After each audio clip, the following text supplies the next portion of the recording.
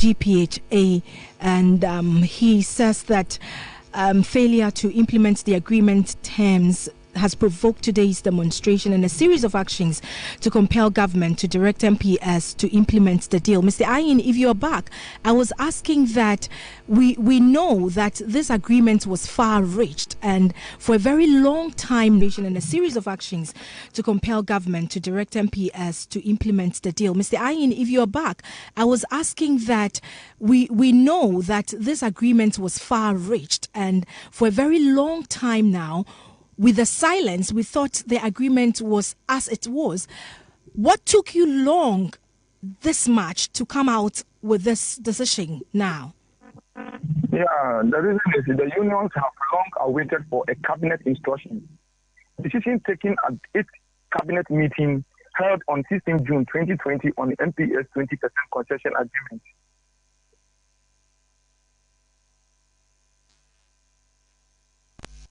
The line keeps going off. It's rather unfortunate. Production will try once more, but the story is about the local union of the Ghana Port and Harbours Authority demonstrating or petitioning government today over a 20% seat that they are supposed to get as GPHA from MPS, which they are not. Mr. Ahin, please continue. Yeah, the local union have long awaited for a cabinet instructions. Decision taken at its cabinet meeting held on 16 June 2020 on MPS concession agreement to be signed between the GPHA on containerized cargo traffic. Interestingly, MPS have disrespected the government and its cabinet direct with impunity, despite several correspondence.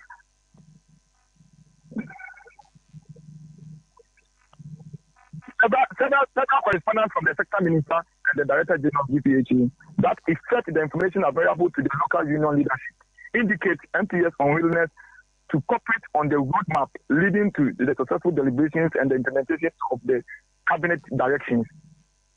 In 2016, in 2020, Mr. Yahin, yes. I understand that MPS is actually currently not complying with cabinet's decision. How is that affecting GPHA as a company? How is that affecting the revenue?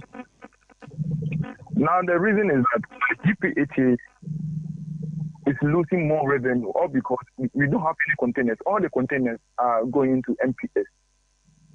That is the reason why a cabinet took a decision on the 16th June that the MPS should give us the 20% of the concession agreement so that the GPHA can work again. As I'm speaking to you now, GPHA is going down every day and night. So we, the unions, have waited for a long time. So it is time for we to take our destiny into our own hands. We have to make sure that GPHA is back. And as for now, we are not demanding for anything.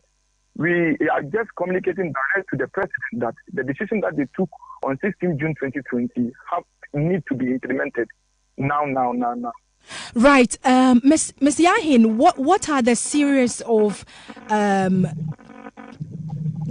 programs that your union is actually putting in place? You said you are petitioning government today, and then what else?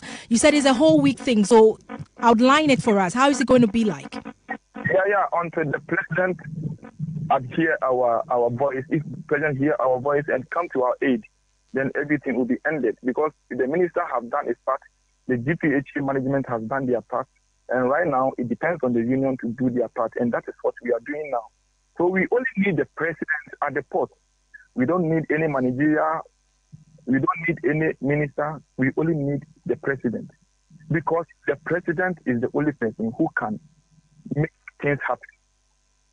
So for now, no vessel is moving to Europe and no vessel is coming. Everything has been stopped by the union. So we need the president here. Right. Thank you very much, Mr. Ahin. Mr. Ahin Young is the chairman of the local union of the Ghana Port and Harbours Authority, leading a demonstration or a petition to government to ask the MPS to see to the 20% agreement that was in in a negotiation that was made in 2015.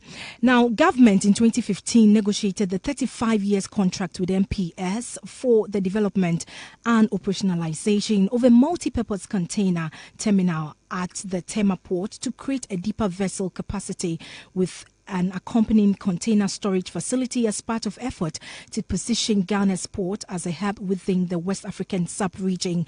And in that negotiation, MPS was supposed to give the GPHA a 20%, which up to date they have not, a reason why the demonstration. Maritime and Port News promises to update you on this particular story in other bulletin. If you just joined us, you're listening to Maritime and Port News.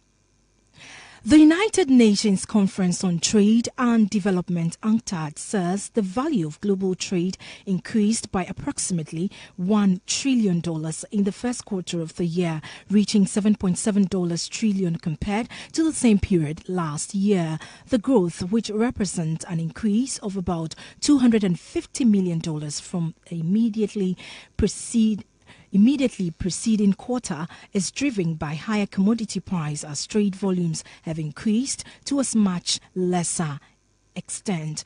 UNCTAD said that though expected to remain positive, trade growth has continued to slow during the second quarter of 2022. UNCTAD Global Trade Update published recently said the war in Ukraine is starting to influence international trade largely through increases in prices. The report added that rising interest rate and winding down of economic stimulus packages will likely have a negative impact on trade volumes for the rest of 2022. Now, both commodity price volatility and geographical factors will also continue to make trade development uncertain. According to the report, trade growth report rate in the first quarter of 2022 remained strong, although they were somewhat lower in East Asia and the Pacific regions. In our final story, there's still over $40 billion in cargo on container ships waiting offshore, 64% of waiting ships off East and Gulf Coast, just 36% of West Coast. Now, anchorages continue to fill with waiting containers shipped off East and Gulf West Port, where vessels queued have now far outgrown those off the West Coast. Along all three coasts combined, the number of waiting container vessels remain exceptionally high. Now, there were 125 container ships waiting off North American port on Friday morning, according to an analyst of ship tracking data from marine traffic and queue numbers from California. Now, that's down 16% from 150 waiting ships in January, when West Coast congestion peaked, but up 36% from 92 ships a month ago. Now, the ship queue of Los Angeles, Long Beach garnered the most headlines over the past years, yet the congestion epicenter has shifted.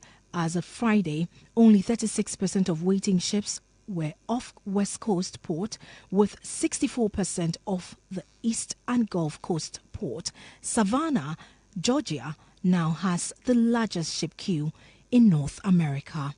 On this note, we wrap up this morning's edition of Maritime and Port News. Maritime and Port News is proudly sponsored by the Ghana Shippers Authority. They provide you with the best in oil shipping solutions. You can contact them at the Shippers House in Accra.